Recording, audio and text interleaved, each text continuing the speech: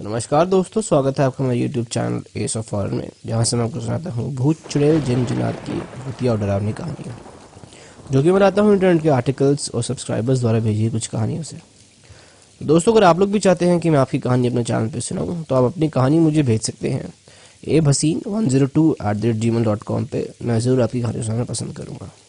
तो चलिए दोस्तों, बिना देरी करे आज की कहानी की तरफ बढ़ते हैं। इरफान पूरे दिन की मेहनत करके अपने घर की ओर निकलता है। वह अपने परिवार की पूरी जिम्मेदारी अच्छे से निभाता है। ऑटो रिक्शा पूरे दिन चलाने के बाद वह थक जाता है, लेकिन वह इसके बावजूद बेहद खुश होता है। आज उसकी कमाई अच्छी जो हुई थी। वह सोचता है कि घर पहुंचते हुए वह रास्ते से कुछ खाने के लिए ले ले, ताकि उसके दोनों बच्चे और पूरे परिवार को खुशी मिले। इरफान अपने परिवार से बेहद प्रेम करता है। वह हर दिन अपने समय से ज़्यादा वक्त ऑटो रिक्शा चलाता है, ताकि किसी भी दिन उसके परिवार वालों को किसी के सामने हाथ न फैलाना पड़े। आज इरफान को बहुत फ़ोन आ रहे थे। यह सब फ़ोन उसे घर से ही आ रहे थे। इरफान के बच्चे उसे फ़ोन करके जल्दी आने को कह रहे थे, क्योंकि वे अपने पापा के साथ अपना जन्मदिन मनाना चाहते हैं। इरफान के बच्चे इरफान को लगातार 2 घंटे से फ़ोन कर रहे थे। इरफान उन्हें हर फ़ोन पर मना कर देता है, क्योंकि वो चाहता है थोड़ा सा धन और कमा ले, ताकि शांति से अपना जन्मदिन मना सके। रात के 11 बज रहे थे। इस वक्त गांव के लोग नींद की अवस्था में होते। इरफान को अब सवारी नहीं मिल रही थी। इरफान ने सोचा कि उसे शायद कोई अन्य ग्राहक नहीं मिलेगा। अब उसके जेब में पूरे दिन के करीब 1200 से 1300 कमाई हो चुकी थी। वह अब अपने घर की ओर निकल रहा था। उसने अपने होठों के दोनों कोनों को खींचा हुआ था। वह बेहद खुश था। वह रास्ते में ढाबे से कुछ खाने को भी लेकर जाने वाला था। रात के वक्त होने के कारण वह अपनी तेज रफ्तार में ऑटो दौड़ा रहा था। वह रास्ता उसे घर की तरफ शॉर्टकट था। वह ऑटो को हवा से बात करवा रहा था। तभी अचानक से एक तेज रोशनी उसकी आंखों के सामने पड़ती है, और वह खुद को बचाने के लिए ऑटो के हैंडल को दूसरी ओर कर देता है। अंधेरा होने के कारण उसे पता ही नहीं चलता कि उसका रास्ता अब बदल चुका है। वह जिस रास्ते पर अब था, उस रास्ते की खास बात थी। वह ये थी कि इस रास्ते से इरफान का गहरा संबंध था। 20 साल पहले वह इसी रास्ते से गुजरा था। इरफान को उस रास्ते में घुसते ही अजीब सी ध्वनि सुनाई देती है। उसे अपना वही सफर याद आ जाने लगता है, जो वह 20 साल पहले यहाँ पे आया था। रास्ता बेहद सुनसान था। वह आगे जल्दी बढ़ रहा था। तभी अचानक से उसको ऑटो रिक्शा के सामने एक लड़की आ गई।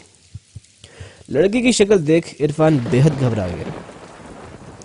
इरफान की आंखें बंद हो गई। उसने आंखों को रगड़ा और फिर से आगे की ओर देखा, पर इस बार सामने कोई नहीं खड़ा था। उसी वक्त इरफान के कंधे पर उसी लड़की का हाथ आता है। वह सर्द हवा में भी पसीने से भीग जाता है। वह लड़की उसे बोलती है, भैया आगे की तरफ चलेंगे? इरफान डरते हुए जवाब में ना कह देता है। वह कहता है कि मुझे अपने घर की ओर जाना है। वह लड़की फिर कहती है, मैं आपको आपके घर तक पहुंचा दूंगी। इरफान डरते हुए उसे बैठा लेता है। वह अपना फ़ोन निकालकर अपने घर फ़ोन करने की कोशिश करता है, परंतु फ़ोन में नेटवर्क नहीं आ रहा होता। लड़की उसे कहती है कि यहाँ फ़ोन नहीं चलता। इरफान इस वक्त हद से ज़्यादा घबरा जाता है, जब उसे मालूम पड़ता है कि जो लड़की उसके ऑटो में बैठी है, उसकी तस्वीर उसके आगे बने शीशे पर नहीं दिख रही होती। इरफान उस लड़की को देखने के लिए पीछे मुड़कर देखता है, तो उसका ऑटो से ध्यान भटक जाता है और उसका ऑटो एक विशाल वृक्ष से टकरा जाता है। इसमें इरफान की मौत हो जाती है। इरफान के घर का माहौल अब बेहद चिंतित रहता है। पूरी रात इरफान की कोई खबर नहीं मिलती। फोन भी नहीं लग रहा होता। इरफान के बच्चे और इरफान की पत्नी बेहद चिंतित रहते हैं। तभी उनका एक पड़ोसी उनके पास आता है और इरफान की पत्नी को अखबार दिखाते हुए कहता है कि क्या कल इरफान संगढ़ इलाके से आ रहा था? इरफान की पत्नी कहती है कि उसे नहीं मालूम, लेकिन यह इरफान नहीं हो सकता। वो गाड़ी कभी लापरवाही से नहीं चलाते। वह इतने भरोसे से इसलिए कह पा रही थी क्योंकि अखबार में मरने वाले की फोटो नहीं थी। इरफान के घर के सामने अचानक से पुलिस की गाड़ी पहुंचती है। सभी घबरा जाते हैं। पुलिस के हाथ में एक तस्वीर होती है। यह तस्वीर इरफान की लाश की होती है। पुलिस इरफान की पत्नी से जब पूछते हैं तो उसकी पत्नी कहती है, जी साहब, यह मेरे पति हैं। इरफान की पत्नी इरफान के मृत शरीर को देखकर खुद को रोक नहीं पाती। उसके आंसू बहने लगते हैं। बच्चे भी बेहद ज़्यादा रोने लगते हैं। पुलिस, देखिए, हम आपका दर्द समझते हैं। हम आपकी यहाँ सहायता करने ही आए हैं।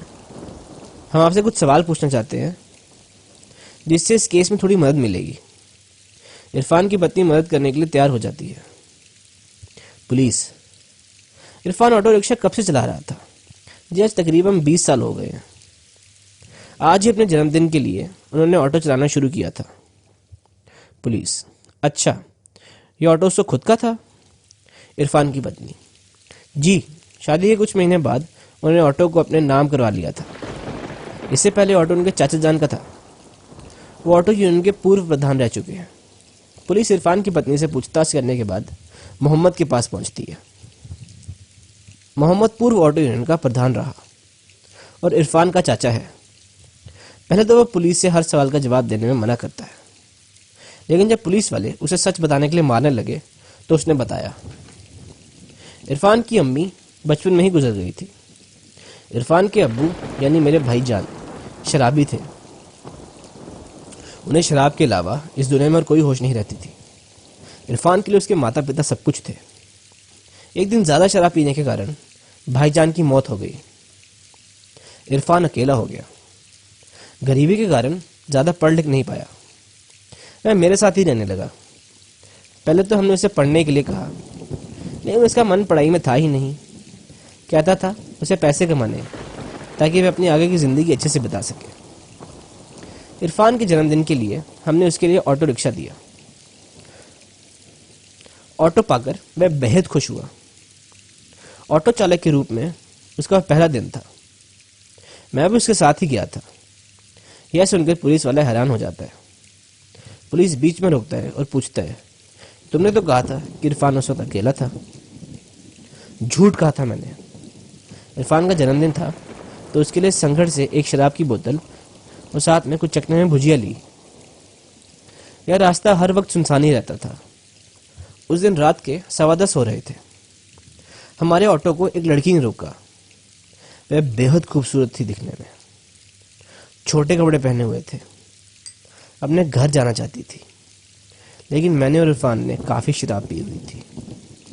इरफान नशे में बेकाबू हो गया और उसने उस लड़की का रेप कर दिया।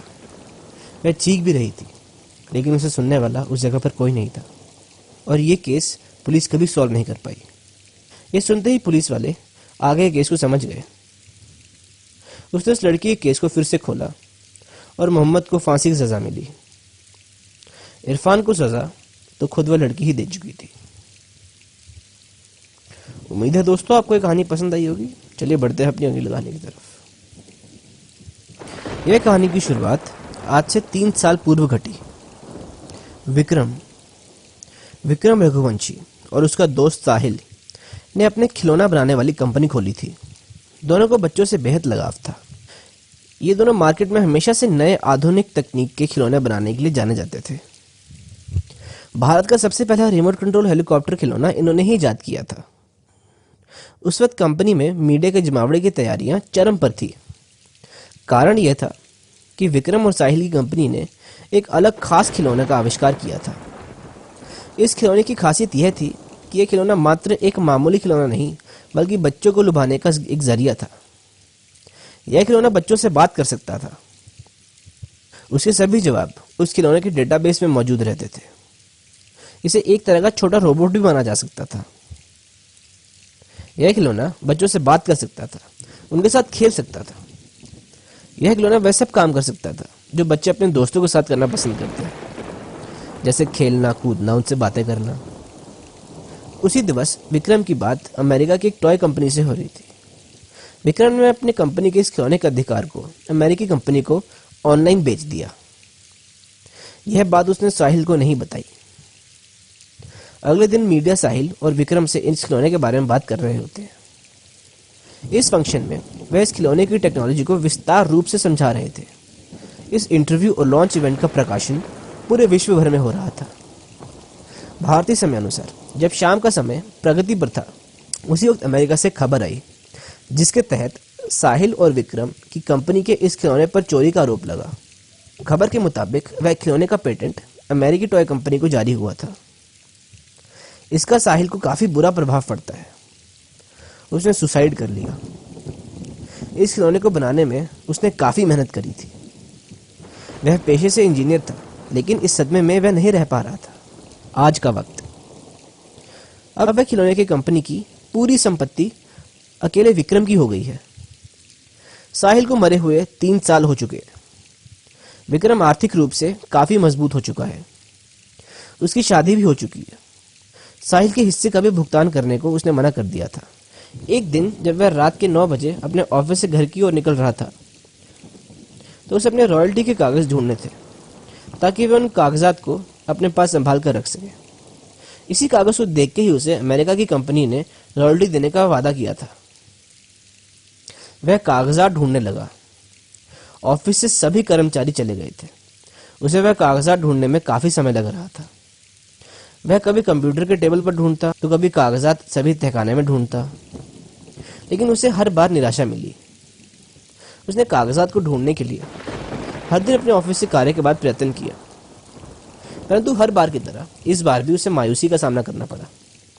वह इसके बाद लगातार डिप्रेशन की स्थिति में ग्रस्त हो रहा था। अमेरिकी कंपनी अब उसकी रॉयल्टी पर भी ब्रेक लगाने में सक्षम थी। यह इस कंपनी का नियम था कि जिसे भी वो रॉयल्टी देगी उसे हर 3 साल बाद रिन्यू कराना होगा, जिसके लिए उसे एग्रीमेंट के कागजात दिखाने होंगे। वह अब कागजात ढूंढते हुए हार जाता है और उसे इस बात का डर रहता है कि अब उसे रॉयल्टी नहीं मिलेगी। उसे कंपनी में बनने वाले खिलौने भी अब इतने नहीं बिक पा रहे थे कि अपने घर खर्च को संभाल सके। उसने सोचा कि वह कंप्यूटर में सेव फाइल में समझकर वैसी डॉल को बनाएगा ताकि उसकी कमाई हो जाए। तकरीबन 2 से 3 महीने उसने घर ना जाने का फैसला किया। उसने अपना फैसला अपनी पत्नी को बता दिया था। इन 3 महीने में उसे अमेरिकी कंपनी से मैसेज आ गया था कि वह उसे अब रॉयल्टी नहीं दे पाएंगे। यह फैसला उसके लिए हैरान कर देने वाला नहीं था, क्योंकि इस निर्णय से वह पहले ही वाकिफ था। अपनी कड़ी मेहनत के बाद उसे अपने कार्य में सफलता मिली। उसने वह खिलौना बना दिया। खिलौने में आधुनिक वक्त के मुताबिक कुछ नई तकनीक का भी इस्तेमाल किया गया था। अपने परीक्षण में सफल होने के बाद विक्रम बेहद खुश था। इतने महीने की मेहनत के बाद विक्रम अपने घर जा रहा था। उसका बच्चा भी उसके इंतजार में राह देख रहा था। अपने घर की ओर निकलते हुए विक्रम ने खुद से बनाया हुआ खिलौना अपने बच्चे के लिए ले जाना मुनासिब समझा।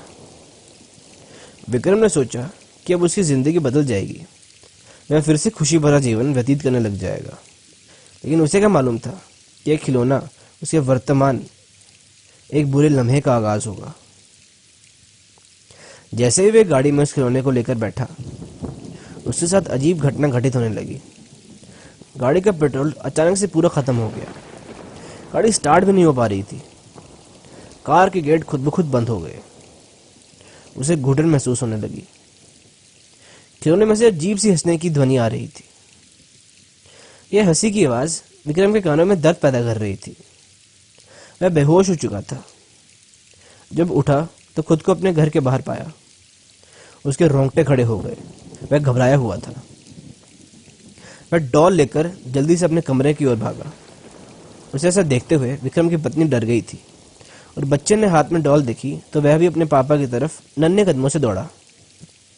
विक्रम ने वह डॉल झट से अलमीरा में छुपा दी और उसका ताला लगाकर चाबी अपने पास रख ली।